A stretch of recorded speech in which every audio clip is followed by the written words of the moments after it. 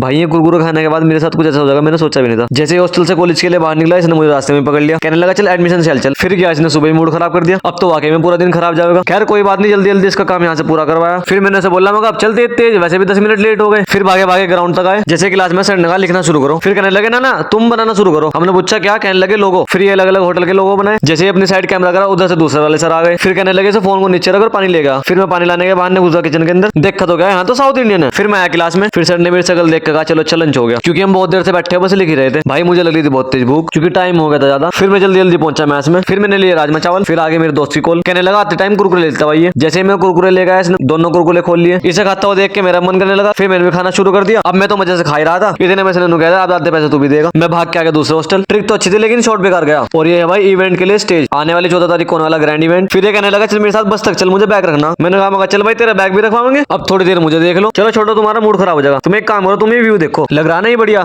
सर्दियों में और बढ़िया लगेगा। लंच खत्म होते में आ गया दोबारा क्लास में। अगर नहीं आने का तो अटेंडेंस नहीं मिलने की, इसलिए नहीं पड़ा। फिर हो गई हमारी छुट्टी। और देखो तो कैसे खुश होते हुए जा रहे, कल को फिर दोबारा यहीं आना। और देखो भाई इवेंट की तैयारी बड़ी जोरों शोरों से चल रही। खैर मैं आ गया अपने हॉस्टल और मिलते हैं कल न्यू ब्लॉग के साथ।